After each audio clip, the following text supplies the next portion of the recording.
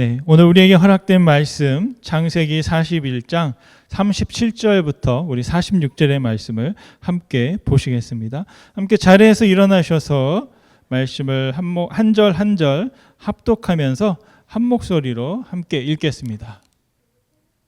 창세기 41장 37절 말씀. 바로와 그의 모든 신하가 이 일을 좋게 여긴지라. 바로가 그의 신하들에게 이르되 이와 같이 하나님의 영에 감동된 사람을 우리가 어찌 찾을 수 있으리요 하고 요셉에게 이르되 하나님의 이 모든 것을 내게 보이셨으니 너와 같이 명철하고 지혜 있는 자가 없도다. 너는 내 집을 다스리라. 내 백성이 다 내 명령에 복종하리니 내가 너보다 높은 것은 내 왕자뿐이니라. 바로가 또 요셉에게 이르되 내가 너를 애굽 온 땅의 총리가 되게 하노라 하고 자기의 인장 반지를 빼어 요셉의 손에 끼우고 그에게 세마포 옷을 입히고 금 사슬을 목에 걸고 자기에게 있는 버금 수레에 그를 태우매 무리가 그의 앞에서 소리 지르기를 엎드리라 하더라. 바로가 그에게 애굽 전국을 총리로 다스리게 하였더라. 바로가 요셉에게 이르되 나는 바로라. 애굽 온 땅에서 내 허락이 없이는 수족을 놀릴 자가 없으리라 하고 그가 요셉의 이름을 사브낫 바네아라 하고 또 온 제사장 보디베라의 딸 아스낫을 그에게 주어 아내로 삼게 하니라. 요셉이 나가 애굽 온 땅을 순찰하니라. 요셉이 애굽 왕 바로 앞에 설 때에 30세라. 그가 바로 앞을 떠나 애굽 온 땅을 순찰하니. 아멘. 자리에 앉으시겠습니다. 여러분, 우리의 생각과 하나님의 생각, 어떤 생각이 더 높고 클까요? 하나님의 생각은 바로 우리의 생각보다 더 높은 줄 믿습니다. 요셉은 바로에게 애굽이 망한다라고 했습니다. 그런데 바로는 그 요셉의 해석을 아주 좋게 여겼습니다. 요셉이 망하지 않을 대안을 제시했기 때문입니다. 여러분, 사람의 마음을 얻고 사람에게 호감을 끈다는 것은 대단한 능력이고 저는 순간순간 그런 일들을 볼 때마다 기적을 경험하는 것과 같은 생각을 하게 됩니다. 바로는요, 요셉의 말을 듣고 바로 그 일을 책임지고 행할 사람으로 요셉을 정했습니다. 자신에게 주어진 모든 권한을 요셉에게 다 위임했습니다. 시간적으로 보면 요셉이 그 애굽에 온 지 바로 13년의 시간이 흘렀고요. 30세의 나이에 요셉은 애굽의 총리가 되었습니다. 저는 성경을 읽으면서 요셉이 나는 애굽의 총리가 돼야지 라고 결심하거나 작정하거나 하나님께 기도한 것을 들어본 적이 없습니다. 그런 꿈을 가진 적이 없었습니다. 왜냐하면 요셉은 자기 뜻대로 할 수 있는 것이 하나도 없었습니다. 자신의 운명을 스스로 결정할 수가 없었어요. 첫 번째로 구덩이에 던져졌고요. 애굽으로 팔려갔고요. 노예가 되었고요. 죄인이 되었고요. 그리고 이제는 하루아침에 애굽의 총리가 되었습니다. 어느 것 하나 본인의 의지로 한 것이 없습니다. 제가 4년 전에 에머스트에 왔습니다. 저는 4년 전까지만 해도 이 에머스트 시온교회가 있는지도 몰랐어요. 저에게 교회는 뉴홀 한인교회라는 교회가 있었습니다. 2008년 9월 7일에 개척해서 막 신문에도 내고 교회를 키워야지 하고 했던 그런 교회가 있습니다. 혹시 사진이 있나요? 네, 막 저렇게 해서 저게 무슨 노컷 뉴스에 나오고 그랬는데 여기에는 지금 책임 좀 약간 비리가 좀 있습니다. 왜냐하면 제가 신문사에서 일을 했었어 가지고 저희 발행인 목사님한테 기사 좀 써달라고 원래 광고를 내야 저런 기사를 써주는데 광고 안 내고 그냥 알아서 좀 써달라고 그래서 했습니다. 잘 보시면 3분의 2가 외국 분들이에요. 그러니까 미국 교회 안에서 한인교회를 시작했고 그 지역에 한인교회가 필요하겠다라고 생각해서 10년, 10몇 년을 13년 동안을 함께 사역했습니다. 그런데 결국에는 저 교회는 2020년 3월에 문을 닫았습니다. 횟수로는 13년 만인데요. 정말 코로나 바이러스가 막 창궐할 때 저는 죄송하지만 이때다. 이제는 회중 이렇게 모이는 예배가 다 스탑되고 뭔가 좀 다시 시작할 수 있겠다라는 생각을 해가지고요. 20년 동안의 서부 생활을 딱 정리하고 동부로 떠나게 되었습니다. 솔직히 이곳에 올 때 큰 대책이 없었어요. 그냥 가자 왔습니다. 대책은 제 몫이 아니고 다른 사람의 몫이다 생각을 합니다. 누구는 저지르고 누구는 또 책임지고 하는 게 우리의 삶이 아닌가 싶었습니다. 제가 이곳에 와서 한 2년이 지나고 났더니 캘리포니아에서 같이 MDB에서 석사 과정을 하던 목사님이 이제 목회를 하시는데 전화가 왔습니다. 그러면서 하는 말이 자신이 교회를 개척했다. 그런데 알고 보니 그 교회가 지금 예배하고 있는 교회가 제가 예배하고 있던 그 교회더라라고 하는 겁니다. 그러니까 2년이 지나고 다른 목사님께서 그 같은 공간에 하나님의 교회를 다시 세웠습니다. 솔직히 참 14년 동안 많이 애를 썼는데요. 쉽지가 않더라고요. 주변에 많은 한인들을 이렇게 봤는데 제가 볼 때는 약간 미전도 종족 같았어요. 교회를 다니시는 분들은 있어요. 열심히 하시는 분들은 소수고 나머지 분들 거의 보면 한 7, 80%가 하나님 앞에 예배하거나 교회를 다니지 않으시더라고요. 그래서 저는 미련했죠. 왜냐하면 그 교회 다니지 않은 분들을 전도를 해서 하나님 앞에 인도해야지라는 그런 사명을 가지고 그렇게 시작을 한 겁니다. 그래서 교회 다니는 다른 분들 컨택을 하지 않았어요. 하다 보니 교회 안 다니는 분들을 찾으려니 방법이 없어서 어떻게 했냐면 새벽 예배 끝나면 토요일 날 아침마다 전도지를 들고 집집마다 돌아다녔습니다. 동네에. 그것도 미국인데 좀 그 동네가 좀 잘 사는 동네였거든요. 그래서 단지들이 잘 돼 있어요. 막 가다 보면 한국집이 딱 어떤 집은 한국집인지 알아요. 밖에서 보면 알 수 있어요. 어떻게 알 수 있을까요? 퀴즈입니다. 네? 밭. 텃밭이 있다. 그것도 비슷해요. 신발이 문 밖에 있으면 그거 한국집인데 신발을 문 밖에다가 이렇게 싸놓은 들이죠. 신발장이 문 밖에 있으면 현관 밖에 있으면 이분은 한국 사람들이다. 그래가지고 이제 그 딱 주소를 딱 적어가지고 이제 그분들을 기억해서 이제 계속해서 이제 갖다 주는 겁니다. 그런 식으로 하다가 보니까 요령이 생겼어요.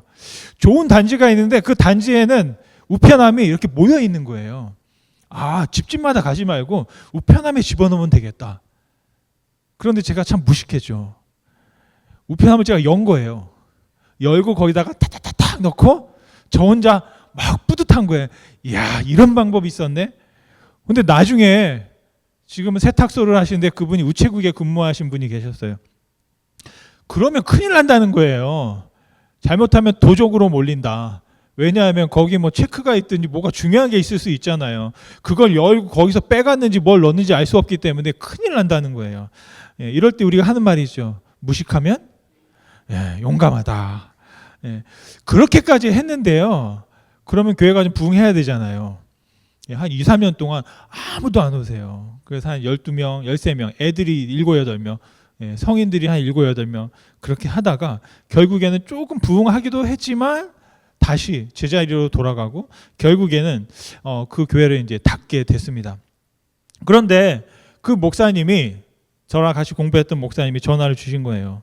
전화를 주셔가지고 지금 보니까 목사님이 사역하던 그 교회다라고 해서 생각이 나서 전화했다라고 하는 겁니다. 그런데 저는 그 전화가 저에겐 굉장히 큰 위안이 됐어요. 왜냐하면 제 마음속에 한켠으로는 좀 죄책감 좀 있었거든요. 왜냐면 교회를 제가 2008년에 이제 딴 걸로 넘겨주세요. 너무 지금 다른 교회 광고하는 것 같은데 제가 처음에 2008년에 교회를 시작할 때는 하나님의 음성이 너무 분명했거든요. 막 제가 생각지도 못한 일들이 막 벌어지면서 문을 열어주셔가지고 와 이게 정말 하나님의 뜻이다 생각해서 교회를 시작했었는데 결국에는 그 사명을 제가 완전히 완수하지 못한 것 같아서 죄책감이 있었습니다. 그랬는데 나중에 알고 보니 또 다른 목사님이 그곳에서 새로운 교회를 했고 첫 예배를 드렸는데 한 40-50명이 모였다고 하는 거예요. 예, 그래서 와, 잘 됐다. 예, 축하의 말씀을 드리고 했던 그런 기억이 납니다. 여러분, 제가 그러면서 깨달은 게 있어요. 혹시 여러분 그런 생각하실지 모르겠습니다. 꼭 내가 해야 한다. 예, 살다 보니까 내가 아니어도 되더라고요. 예, 꼭 나만 해야 된다. 근데 그러지 않아도 되더라고요. 왜냐하면 하나님은 누가 하든지 상관이 없으신 거예요. 나의 능력 때문에 하나님의 능력이 커지거나 작아지거나 하지 않는 거죠. 오히려 내 능력이 약하면 하나님의 더 큰 능력을 사용하실 수 있고, 또 내가 능력이 있는 만큼 그 모자란 모든 부분들을 하나님께서 채워주시기 때문에 하나님께서 하시는구나 생각할 수 있겠습니다. 바로 그러면서 우리가 경험하는 게 뭐냐면, 하나님의 형통은 나에게 이유가 있는 것이 아니라 하나님께 이유가 있구나. 하나님의 형통은 하나님의 이유로 말미암아 형통케 되어지는구나 라고 깨닫게 되어집니다. 그래서 오늘 말씀의 제목을 하나님의 형통의 이유는 하나님께 있다라고 지어봤고요. 그리고 질문을 한번 3가지 드려봤습니다. 어떻게 하면 그 형통을, 하나님의 이유로 말미암아 우리에게 벌어지는 형통을 우리가 경험할 수 있겠는가? 요셉의 경우를 보면 자기가 뭘 한 게 없습니다. 그냥 다 받기만 했어요. 첫 번째로는 요셉은 좋게 여김을 받았어요. 여김을 받았다는 거예요. 바로에게. 바로가 요셉의 해석을 들었는데 출신을 알 수 없는 죄수가 하는 말을 그 바로가 좋게 여긴 겁니다. 저는 여기가 참 이해가 되지 않았습니다. 그런데 이 바로에게는 선입견이 없었고요. 저는 이 바로도 정말 보통 사람은 아니다라는 생각을 해보게 됩니다. 시내의 위치에서 애굽 사람들을 다스리고 있던 바로인데 출신을 알 수 없는 그 젊은 청년이 하는 말을, 그리고 애굽 사람도 아닌 히브리 사람의 말을 듣고 와, 네 말이 맞다. 그럴 수 있겠다라고 말했다라는 것입니다. 여러분 37절을 한번 같이 읽어보겠습니다. 함께 읽겠습니다. 바로와 그의 모든 신하가 이 일을 좋게 여긴지라. 아멘. 저의 기도가 하나 있는데요. 설교를 할 때마다 이 말씀이 우리에게 이루어졌으면 좋겠어요. 제가 말씀을 드리고 있지만 이 말씀을 하나님으로 받아서 여러분이 그 말씀을 좋게 여기게 되면 바로 그곳에서 하나님의 은혜를 우리가 경험하게 될 줄로 믿습니다. 그런데 반대로 나쁘게 여기게 되면 어떡할까요? 아마 이야기가 전혀 다른 방향으로 흘러가겠죠. 역사가 완전히 뒤바뀌어 버렸을 것입니다. 그런데 바로는 이 요셉의 말을 좋게 여겼습니다. 여러분, 우리 삶 속에서 되어지는 모든 일들을 보면 내가 무언가를 좋게 여길 때 그때부터 변화가 일어나는 걸 볼 수 있어요. 그런데 나쁘게 여기고 나쁘게 여긴다고 해서 우리의 삶에 어떤 특별한 변화가 일어나는 것을 많이 경험할 수 없는 걸 볼 수 있습니다. 그런데 한편으로는 이 바로가 굉장히 머리가 좋은 사람이다. 왜냐하면 제가 생각을 해봤어요. 요셉의 말을 듣고 그대로 행한다고 했을 때 바로에게 손해볼 일이 하나도 없습니다. 왜냐하면 흉년을 대비해서 세금을 걷습니다. 25%에. 걷어들이는 거예요. 그러니까 바로는 만약에 흉년이 벌어지면 그 걸어들인 걸 가지고 나중에 나눠주면 되는 거고요. 만약에 흉년이 들지 않으면 그냥 모아둔 걸 또 선심 쓰듯이 나누어 주면 될 수 있겠다라는 겁니다. 그렇기 때문에 이 바로는 특별히 손해볼 게 없어요. 그런데 이런 계산을 했는지 모르겠어요. 근데 성경은 뭐라고 되어 있냐면 그런 인간적인 이유가 아니라 바로가 요셉의 말을 좋게 여긴 것은 요셉을 좋게 보았기 때문입니다. 요셉을. 2가지를 보았는데요. 첫 번째를 보면 요셉이 하나님의 영에 감동된 사람이다라는 확신을 가졌습니다. 여러분 같이 한번 읽어볼까요? 38절 말씀인가요? 38절 말씀. 바로가 그의 신하들에게 이르되 이와 같이 하나님 영에 감동된 사람을 우리가 어찌 찾을 수 있으리요. 그리고 나서 하는 말이 뭐냐면 또 39절 말씀에 보니까 명철과 지혜가 있는 사람이다 했습니다. 같이 한번 읽겠습니다. 요셉에게 이르되 하나님의 이 모든 것을 내게 보이셨으니 너와 같이 명철하고 지혜 있는 자가 없도다. 이 중요한 말이 나옵니다. 바로가 뭐라고 합니까? 하나님이 모든 것을 요셉 너에게 보이셨다. 이거는 바로의 신앙 고백과도 같습니다. 하나님을 인정하고 있고요. 하나님 이런 지혜는 요셉의 것이 아니라 하나님의 것이다. 하나님이 형통케 하신다라는 사실을 인정하고 있습니다. 여러분, 요셉은 바로 그렇게 바로의 인정을 받았어요. 어떻게 해요? 하나님으로 말미암아 인정받았습니다. 오늘 삶을 살다 보면 누군가 나를 인정해주고 나를 알아봐주는 사람이 있으면 굉장히 신이 나는 것을 볼 수 있습니다. 혹시 주변에 여러분의 능력을 알아봐주고 칭찬하는 분들이 있다면 꼭 밥을 사주시기 바랍니다. 제가 오늘 바로의 모습을 보면서 깨닫는 게 있어요. 뭐냐? 아, 그렇구나. 무엇을요? 내 앞에 있는 사람을 내가 어떻게 바라보느냐에 따라서요, 그 사람이 나에게 중요한 사람이 될 수도 있고 때로는 죄송하지만 하찮은 사람이 될 수도 있습니다. 요셉을 바라볼 때 히브리인 죄수라고 바라볼 수도 있고요, 하나님의 영에 감동되어 지혜와 명철이 큰 자라고 바라볼 수도 있었던 거예요. 그런데 바로는 그렇게 바라본 것입니다. 어떤 사람은 요셉을 강간 미수범으로 바라봤잖아요. 상인들은 요셉을 팔아서 돈 벌 물건으로 바라봤잖아요. 형들은 요셉을 아버지 믿고 설치는 철없는 철부지 동생으로 봤습니다.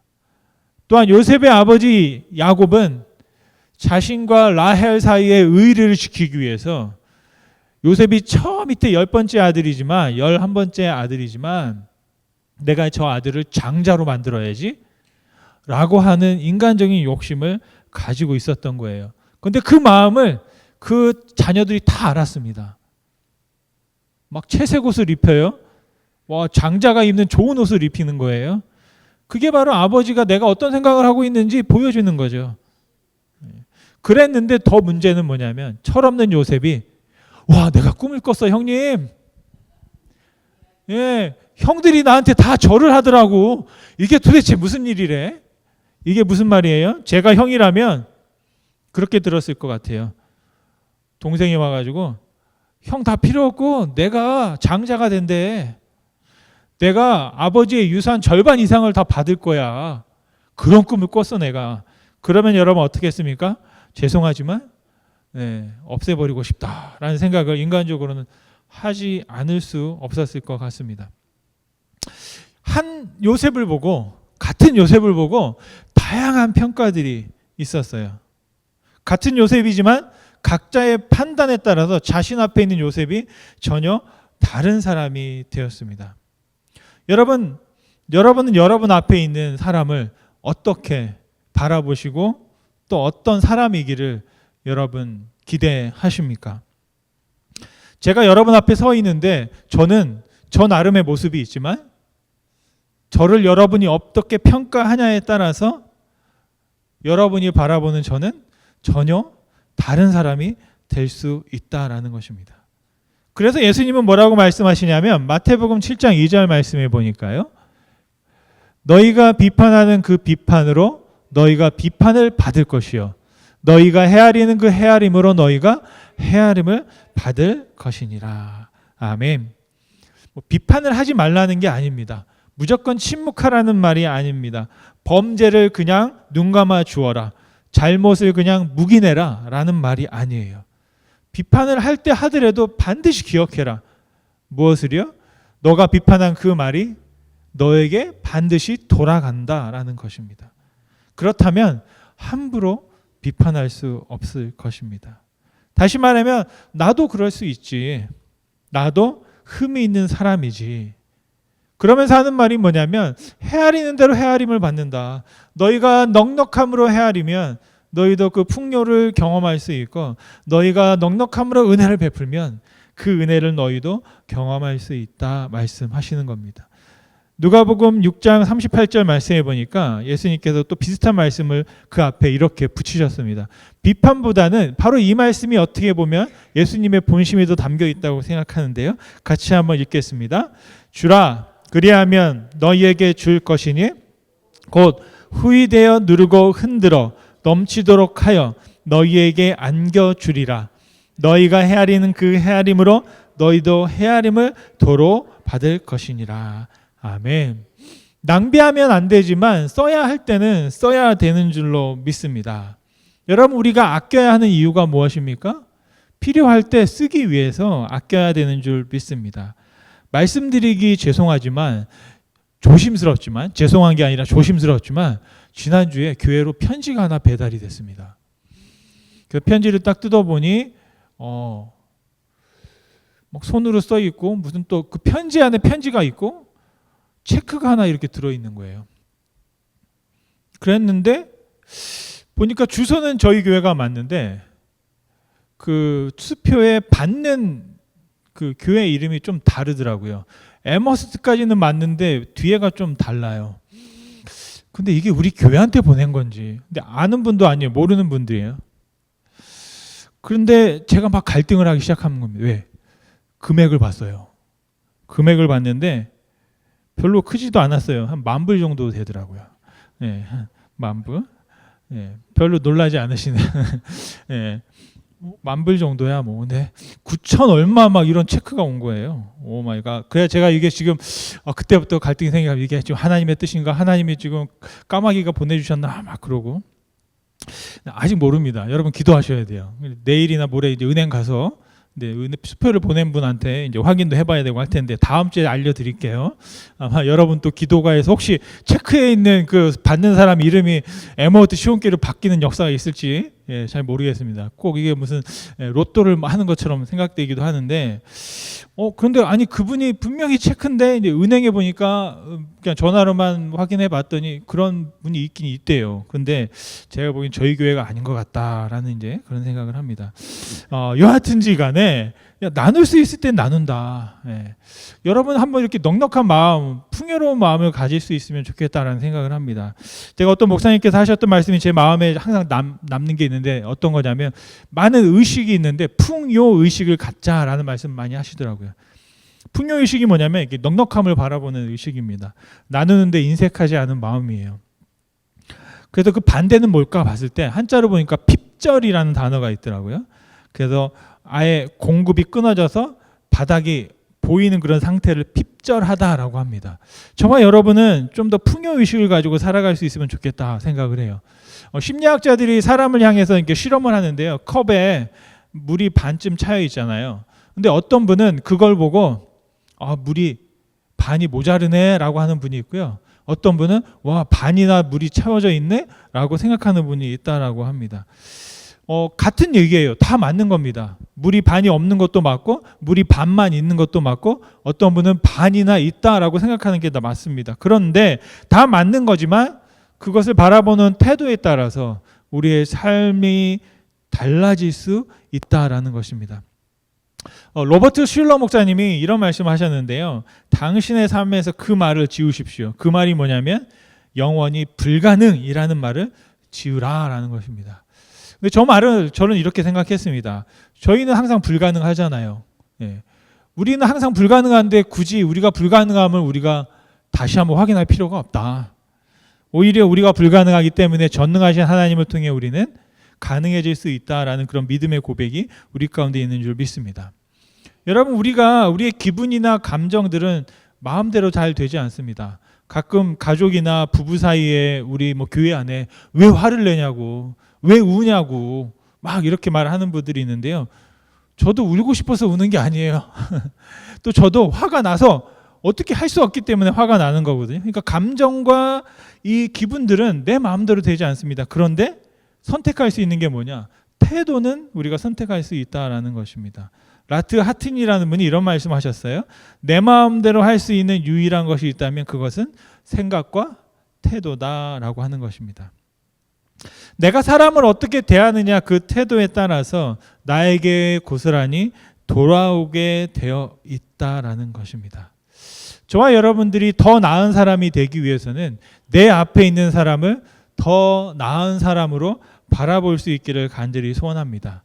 성공하고 또 유능한 어떤 업적을 남긴 분들의 공통점이 뭐냐면 항상 자신보다 더 나은 사람과 함께 했다라는 겁니다.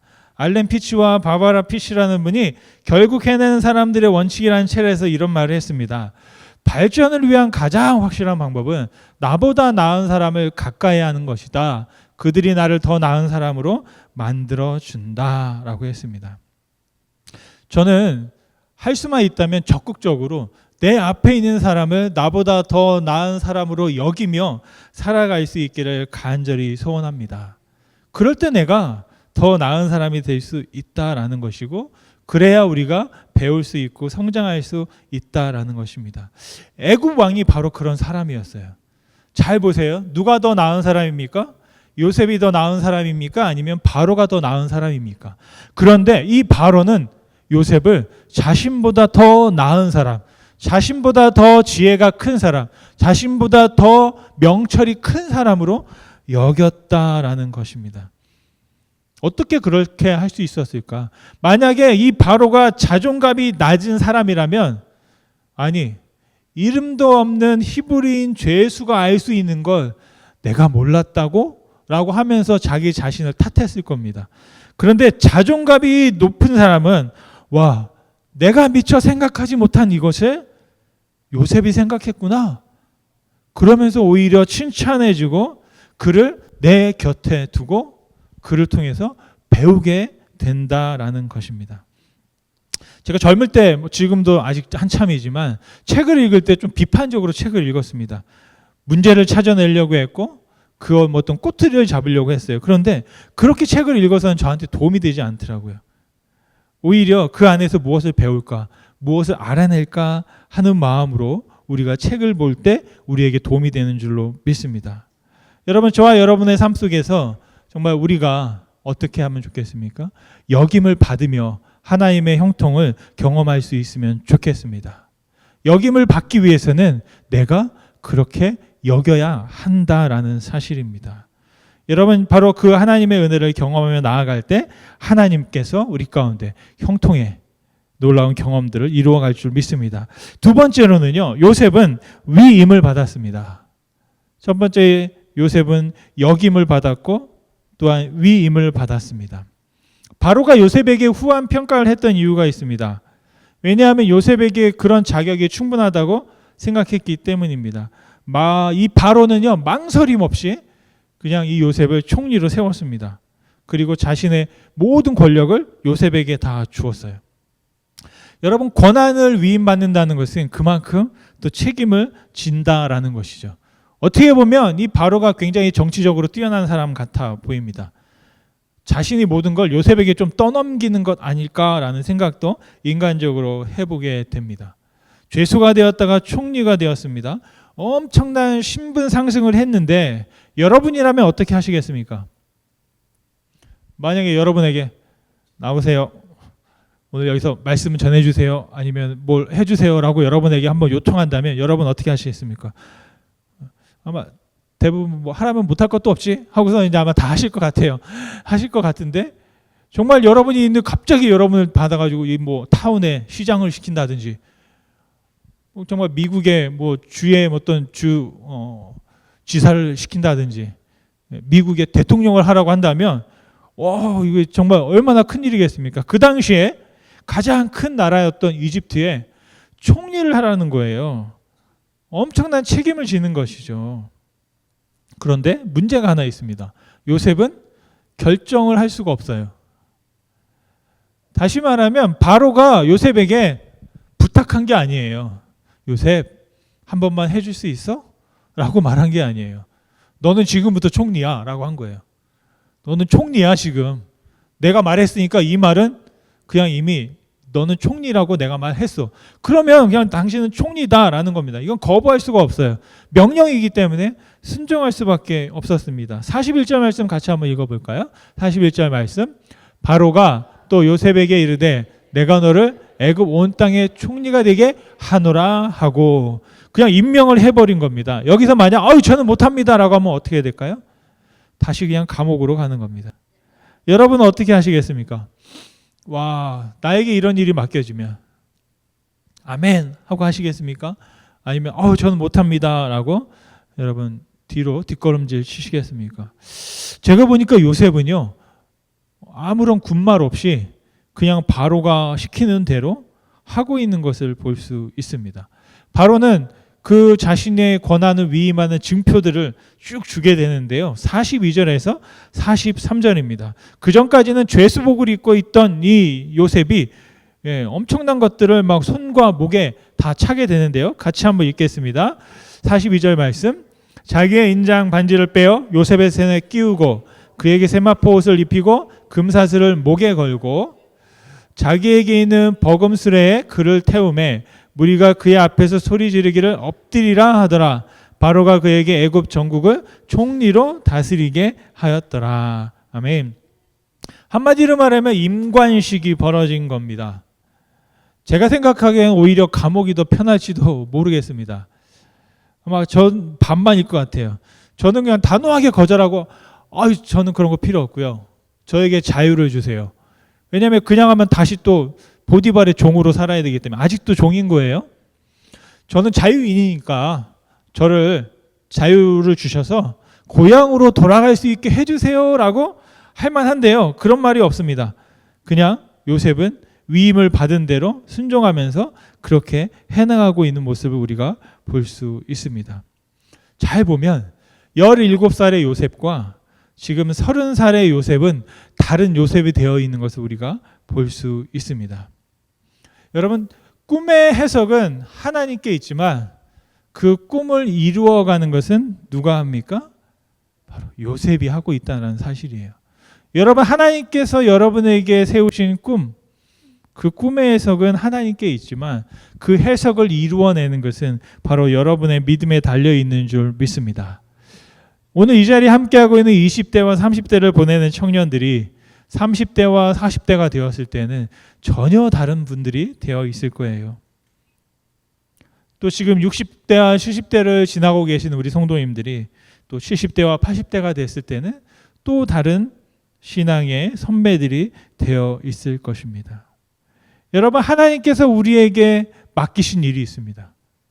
위임에서 맡기신 일들은 그냥 되지 않습니다.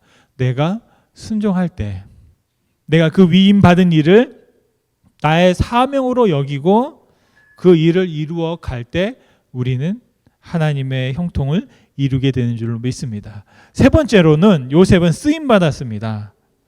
아직까지 요셉에게는 이름이 없어요. 여러분, 김친수 시인의 꽃이라는 시를 잘 아시죠? 내가 그의 이름을 불러주었을 때 그는 나에게로 와서 꽃이 되었다. 저는 이 말을 요셉의 버전으로 이렇게 한번 바꿔봤습니다. 어떻게 바꾸냐면 바로가 그의 이름을 지어주었을 때 그는 감옥에서 나와서 애굽의 총리가 되었다. 요셉은 인정받았고 위임받았지만 아직 이름이 없습니다. 성경을 잘 보시면 요셉이라고 기록되어 있는 이름은 성경의 저자가 기록한 이름이고요. 그 당시에 실제 존재하던 어떤 사람도 요셉을 요셉이라고 부르지 않습니다. 보디발의 아내였던 그 여인은 요셉을 히브리 종이라고 불렀고요. 감옥에서 요셉의 꿈을 해석받고 그곳에서 벗어날 수 있었던 술 맡은 관원장은 바로 앞에서 히브리 종 젊은 청년이라고 말했습니다. 그가 누군지 그에게는 이름이 없었다라는 것입니다. 그런데 바로가 요셉에게 애굽식 이름을 지어주었습니다. 45절 말씀인데요. 같이 한번 읽겠습니다. 그가 요셉의 이름을 사브나 바네아라 하고 또 온의 제사장 보디베라의 딸 아스닷을 그에게 주어 아내로 삼게 하니라. 요셉이 나가 애굽 온 땅을 순찰하니라. 아멘. 사분의 바네아라는 뜻이 이런 의미라고 합니다. 신은 말씀하신다. 그리고 그 신의 이름을 가진 자는 산다라는 그런 뜻이라고 합니다. 여러분, 혹시 요셉의 진짜 이름의 의미가 뭔지 아세요?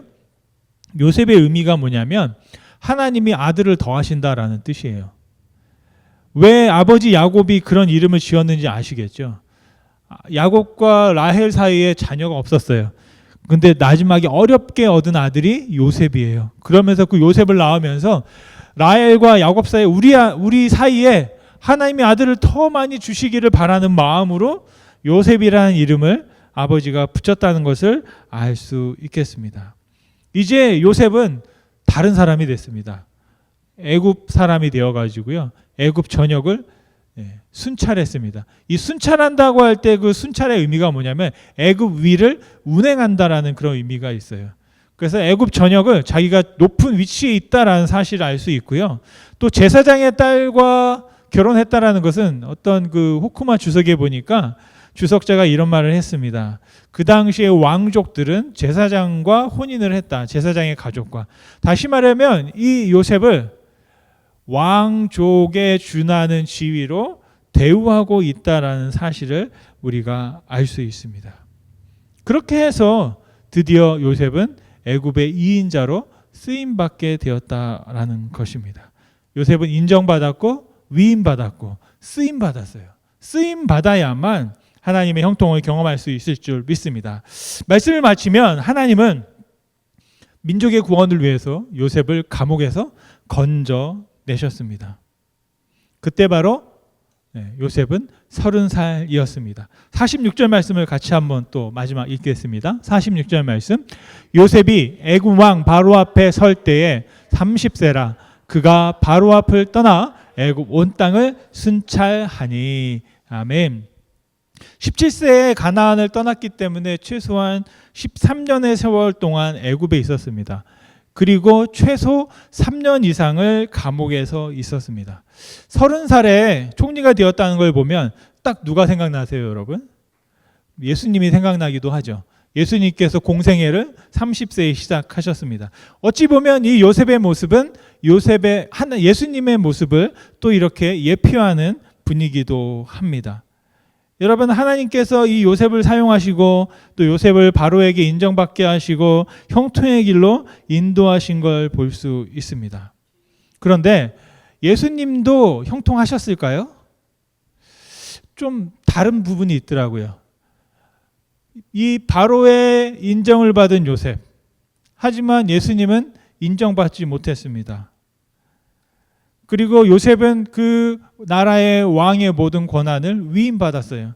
하지만 예수님은 어떤 위임도 받지 않았고 오히려 외면받았습니다. 그리고 요셉은 사브나 바네아라는 이름을 얻음으로 말미암아 왕의 준하는, 왕족에 준하는, 그래서 그 권한을 가지고 쓰임받았습니다. 하지만 예수님은 어떻게 되었습니까? 오히려 죄인으로 몰려서, 요셉은 그 감옥에서 나올 수 있었으나 예수님은 죄인으로 몰려 오히려 무덤으로 들어가게 되셨습니다. 예수님도 새로운 이름을 얻으셨습니다. 십자가에 죽으실 때 그 빌라도가 유대인의 왕이라고 명패를 붙여줬죠. 그랬더니 그 대제사장들이 뭐냐면 그 앞에다가 이거 하나 더 써라. 뭐라고? 자칭 유대인의 왕이라고 써라 라고 하는 조롱을 들으면서 십자가로 가셨던 것을 알 수 있습니다. 그런데요, 한 번 더 우리가 자세히 살펴보면 요셉의 형통과 예수님의 삶은 또 공통점이 있습니다. 요셉에게는 바로가 하나님의 역할을 대신하고 있는 걸 볼 수 있습니다. 예수님에게는 하나님께서 직접 자신이 역사하고 계신 것을 볼 수 있습니다. 예수님은 사람에게 인정받거나 위임받지 않았지만 하나님께 인정받았고 하나님의 모든 권위를 예수님께 위임되어졌고 예수라는 이름을 통해서 백성들을 구원할 수 있는 놀라운 은혜를 통하여 예수님께서 우리에게 쓰임 받은 줄로 믿습니다. 여러분, 저와 여러분이 하나님의 형통을 경험하기 위해서는 요셉이 했던 것처럼 또 바로가 했던 것처럼 예수님이 했던 것처럼 하나님을 먼저 인정하시고 믿고 따라가시기를 간절히 소원합니다. 요한복음 1장 12절 말씀 잘 아는 말씀인데요. 같이 한번 읽겠습니다. 영접하는 자 곧 그 이름을 믿는 자들에게는 하나님의 자녀가 되는 권세를 주셨으니.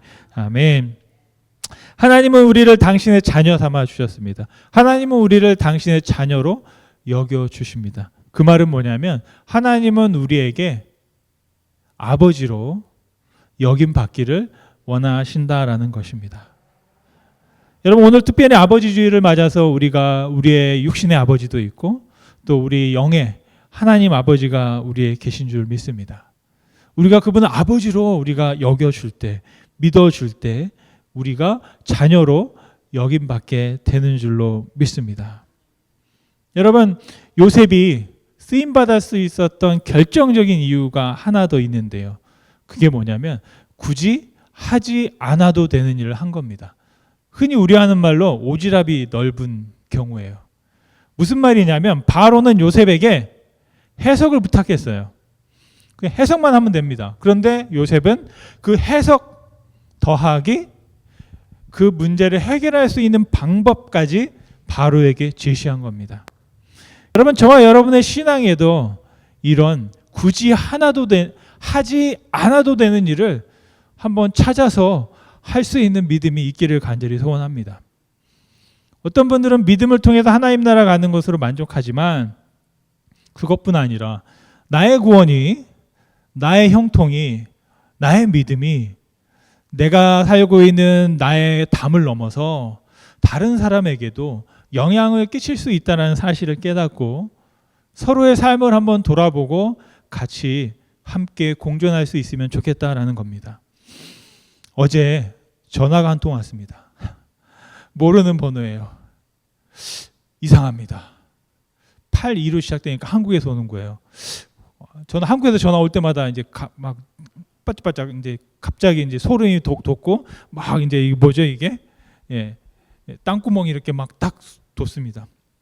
항상 저희 어머님이 이제 몸이 나쁜 것도 아니고 좋은 것도 아니세요. 식사도 잘 못하시고 하는데 그냥 그렇게 이제 오랜 세월 젊을 때 고생을 많이 하셔가지고 그냥 항상 그런 상태로 계세요. 그래서 이제 혹시라도 한국에서 전화 오면 제 나이가 그런 것 같아요. 혹시나 하는 이제 걱정의 마음을 갖게 되는 것이죠. 그래서 전화를 딱 받았습니다. 그런데 저랑 비슷한 남자분 목소리인 거예요. 그런데 그분이 하시는 말씀이 뭐냐면 딸이 전화를 안 받습니다. 그러는 거예요. 아버님 딸이 누군데요? 오늘 이 자리에 예배하고 있는 딸 중에 한 사람이에요. 그래가지고 제가 그렇습니까? 한번 연락을 해보겠습니다. 그래서 이제 연락을 했어요. 전화를 안 받는 거예요. 그래서 제가 이제 알만한 청년들한테 그 딸을 찾아라. 지금 찾아야 된다. 전화를 하라고 알만한 분들한테 전화해서 다 찾아달라고 전화를 안 받는 거예요. 그래가지고 결국에 이제 저희 아내가 그쪽을 지나가야 될 것 같아서 그 집에 찾아가 봐라. 그래서 이제 찾아갔습니다. 기다리고 있는 거예요, 집에. 근데 일을 할 수가 없어요.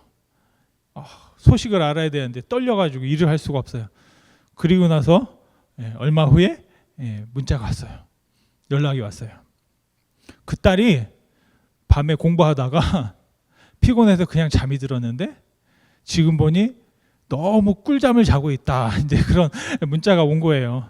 이제 그거를 이제 또 그 한국에 계신 이제 아버님께 연락을 딱 드렸죠. 그랬더니 이제 다 안심이 되더라고요. 그런데 그걸 몰랐으면 아무 일이 아닌데 갑자기 그런 연락을 받고 그 연락이 아무 일도 아닌 것으로 끝났는데 제 안에 너무 감사한 마음이 막 생기더라고요. 뭐 특별한 일이 일어난 게 아니라 그냥 아무 일도 없었는데 아무 일도 없다는 걸 알고 났는데 왜 이렇게 기쁜지 모르겠더라고요. 감사한지 모르겠고. 그래서 지금 이제 다시 제가 정신을 차렸어요. 방학 동안에 집에 안 가고 있는 청년은 특별 관리가 좀 필요하겠구나. 그냥 알고 보니까 부모님이 뭐 전화 통화를 며칠 안 받은 것도 아니고 딱 하루인데 하루 통화가 안 됐는데 한국에서는 그렇게 왜냐하면 하루에 두세 번씩 통화하다가 그걸 안 되니까 그게 그렇게 걱정이 돼서 하셨더라고요. 저는 그 두 가지 생각했어요. 와, 하나님이 우리를 바라볼 때 그런 마음이시겠다. 하나님이 저희를 부르는데 제가 응답하지 않고 딴 길로 가고 딴 생각하고 딴 일을 하게 될 때 하나님의 마음이 얼마나 그렇게 아버지의 마음처럼 막 떨리실까 하는 생각을 해봤고요. 또 하나는 내가 그 아버지의 마음으로 그 청년을 또 내가 그 하나님의 마음으로 우리 성도들을 또 우리와 함께하는 가족들을 내가 그 마음을 가지고 바라보고 있는가라는 생각들을 한번 다시 해보게 되었습니다. 저와 여러분은 오늘 하나님을 믿고 있지만 여러분 이게 그냥 되어진 게 아니거든요. 제가 지난주에 한국의 교회사회에 관한 책을 봤는데 정말 이해할 수 없는 일들이 너무 많이 일어났습니다. 미국에 살고 있는, 캐나다에 살고 있는, 또 호주에 살고 있는 이제 21살, 22살, 25살, 가장 많은 사람들이 27살이에요. 그런데 이 청년들이 이 조선을 하나님의 백성으로 삼아야 되고 그들에게 예수 그리스도의 예수 복음을 전해야 된다고 조선에 간 거예요. 그리고 그 젊은 나이에 대부분 병을 얻어서 죽거나 아니면 박해를 받아서 처형당하고 그 죽음을 당한 거예요. 그런데 1850년, 70년, 80년대 저희 교회가 1826년에 지어졌다고 그랬잖아요. 그래서 1870년, 80년대에 막 여기서 학생운동이 일어나가지고 그들이 선교사로 헌신하고 어디로 갈까? 한국으로 가자. 조선으로 가자. 그때 막 청일전쟁이 있었고요. 또 일본하고 중국과 또 일본과 러시아와 또 막 여러 가지 동학혁명과 나라가 막 쑥대밭이었잖아요. 그런데 그곳에 그 젊은 청년들이 간 거예요.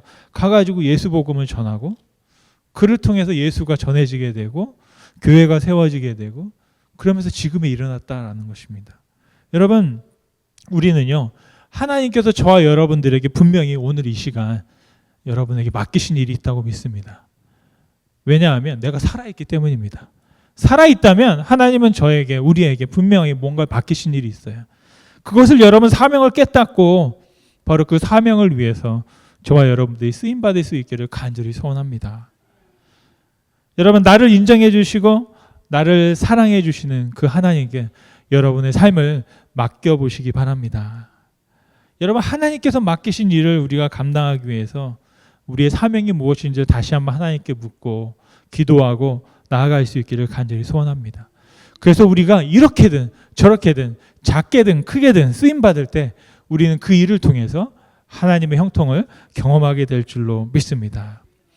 여러분, 하나님께 인정받고 위임받고 쓰임받음으로 하나님의 형통을 경험하며 사시기를 간절히 축원드립니다.